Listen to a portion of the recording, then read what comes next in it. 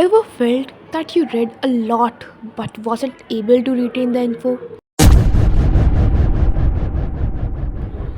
Okay, a quick test. Can you give a meaningful summary with all the key points of the book you last read? Did you actually learn from the books you read? Do you actually remember those learnings?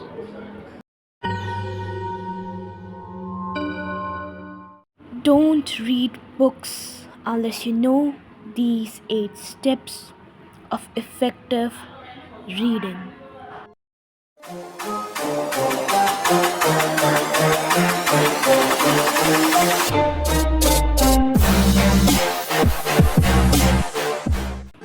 Yo amigos, welcome back to my YouTube channel, Vero Smarty. Myself Dipan Sharma and I'm your host here. I share the insights of my personal development journey with you guys. So let's start with today's topic, and it's about effective reading. We all know that reading is a great habit, and if it is developed in the right way for the right causes, it can be highly beneficial for any individual. My younger self wanted to develop the reading habit for acquiring knowledge because I was hungry of knowledge. And that's what I did. I read many books. And after reading a couple of them, I understood that whatever I was reading, I was not quite able to retain all the useful information in my head. And that was a daunting thing for me back then. And that is why I started researching about effective reading techniques that anyone can follow, even you, me, and just any other guy, and they can improve their retention, they can achieve their reading goals, and above all, they can get what they want from a book. So, based on my personal experience and all that research I did on effective reading, here I am with the 8 effective reading steps which are so easy to follow that anyone can do this. So let's get started with them. After using these steps, you will be able to get the most out of the book. You want to retain the useful information? Yes, you can. You want to fulfill all the reading goals, pass Ace in your exams? Yes, you can. The first step is establish your reading goals. If you do an action without a reason, without a proper goal, it won't take you anywhere. And that is why it is so important to actually develop your habit of making and establishing your goals before you start planning.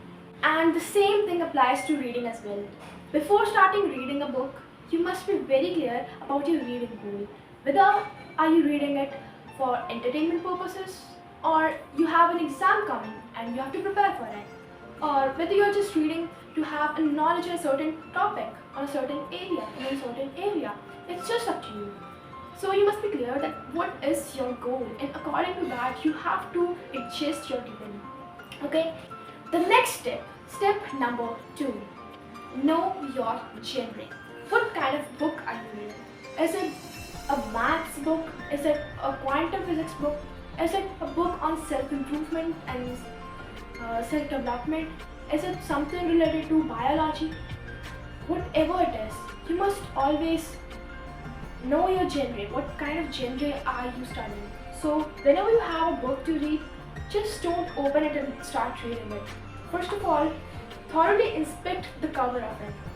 The first cover where there is a title, the name of the writer, and all those things which are mainly the promises the book is giving you, and on the back page what is the book actually about.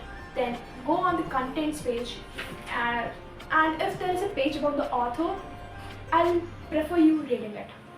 Go to the contents page, read all the contents thoroughly, and then your brain will be ready for whatever is coming next. Your brain will be actually ready to read and to retain information, to gain information, to understand what is present in that book. So that's the first step you need to follow. Sorry, the second step you need to follow. If you are reading to develop a reading habit, then choose a genre you are interested in. This is really important to develop a reading habit. because if you are not interested in something, you won't be motivated to do it. Okay, now here comes the third step. And if you're reading the book for entertainment purposes or any other purposes other than the academic work, then you can skip this step.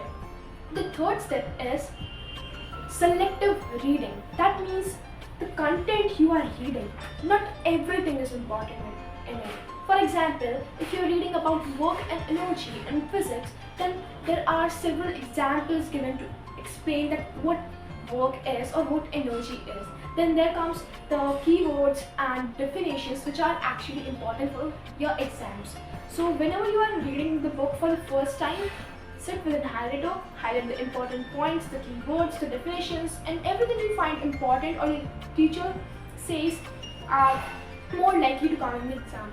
Highlight those points, and when you are reading it the second time, just skim over the non-important part and read the important part more deeply by giving it more time. This is called the selective reading, and this is very useful, especially when you are reading for an exam. Step number 4, do active reading. Active reading, what do you mean by it? Active reading means involve as much senses as you can involve while reading. If you are reading a book really silently, then only your senses related to the light will be involved, and your brain doesn't have to do much work. It is just sitting and seeing some sort of strokes on a white page. You're not there to do that, okay? So if you have a nice place, go and sit there and read it aloud. Involve your hearing senses in it, okay? Way your content retention will be much more than before, okay? And also, whenever you're reading, I'll prefer using a pointer. Anything like a pencil or an highlighter, sit with that, underline or highlight the important parts, and use the pointer as the mark to know where you are reading currently. This will help you not to distract from the path where you are, and just keep going. Also, this is very important in active learning. Just connect the new information with already existing information that you have learned. For example, just take it for an example, if you are reading about tissues, there must be something connecting it with the cells which you have already read. So you have a connection built with them, and this way you will be able to retain the information more nicely. You will be able to understand the concept more nicely. So it's really important, if you can, just connect it with the pre-existing knowledge. Or if you don't have that knowledge, for example, if it is a self-help book which you are reading for the very first time, you can connect it with the life scenarios. Okay, this way, whenever you encounter a similar scenario, that information will click in your mind. The step number 5, limit distraction. This means choosing your area very nicely and wisely. Whenever you have to choose your reading place, choose a place which is silent, free from distraction, and free from people. Okay? A really nice corner in your house or in your school, whatever place you like to read, where there is some silence and no people to distract you. No phone or any digital devices to distract you. Now, the step 6 of effective learning, which is the most important of all. This step is giving yourself time to actually process what you read.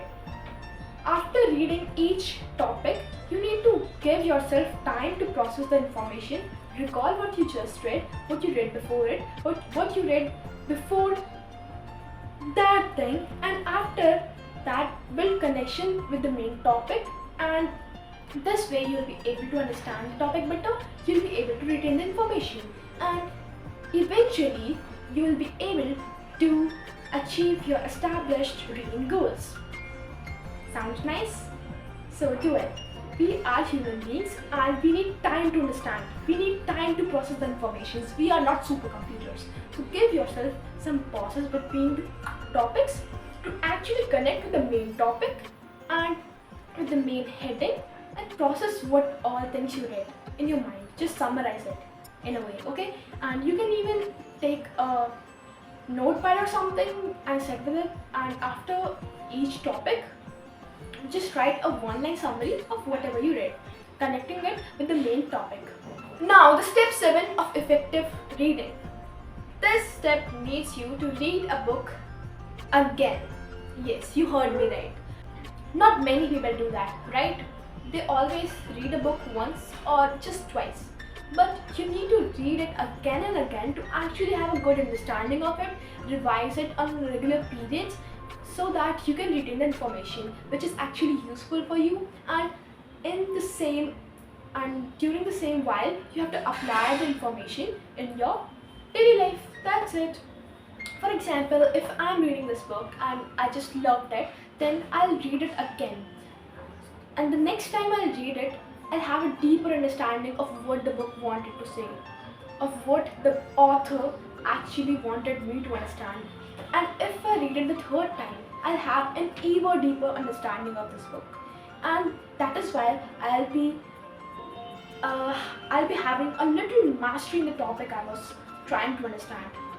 That is why you need to read the books again and again, especially those which are your course books or those which you love, which you want to apply in your life. Now, this is the most important step. This is step number 8. Why this step is important?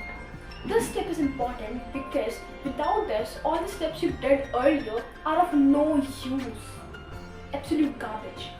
Now, what is this? This is tracking your progress. This step is really crucial for your development. Now, why I'm saying this? Because if you want to track your progress, you won't be motivated to do it again and again. That is why you need to track the information, write it down that these are the books I read, these are the number of times I read these books, these are the dates I've started, the date I finished, and just track all that information. This will allow you to be motivated. This is like a message to yourself that I am improving. I am a better version of myself. I am better than what I was yesterday.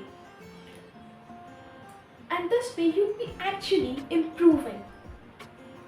All these were the 8 steps of effective reading. If you like the content, you must like the video and share this video. Also, subscribe this channel for more such related content on self-improvement and academic development. I'll meet you in the next video. Till then, bye-bye. Thanks for watching.